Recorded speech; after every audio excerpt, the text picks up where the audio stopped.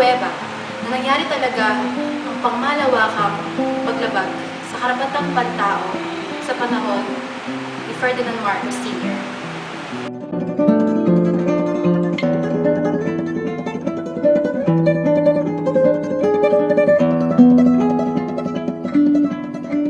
Sa museyong ito, hindi mawawala ang replika na Bartolina o Haselda kung saan inilalagay ang mga aresto noon at nakakaranas ng solitary confinement.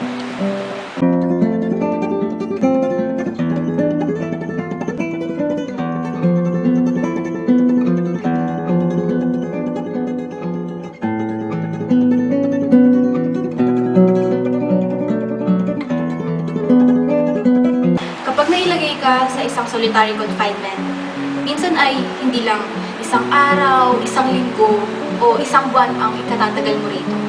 Minsan walang pagkain, walang ventilasyon at walang ilaw. Ano kayang mararanasan mo dito? Ako, hindi ko lubos mapagtanto. At ayoko kailanman pangarapin. Ngunit, totoong nangyari ito sa mga totoong tao.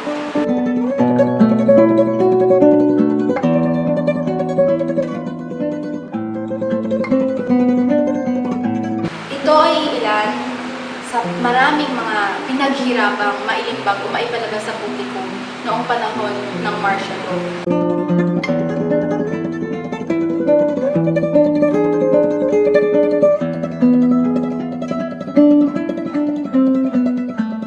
Ang dingding sa aking likuran ay naglalaman ng mga pangalan at larawan ng mga pinatay, pinala, pinahirapan at kinulong noong panahon ng martial law.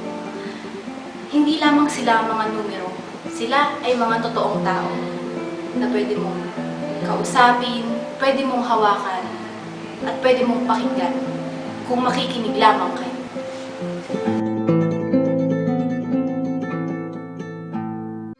Ang lugar na ito ay isa lamang mumunting espasyo para maalala natin at pahalagahan ang buhay at sakripisyo ng mga taong lumaban noong panahon ng diktadoryang Ferdinand Marcos.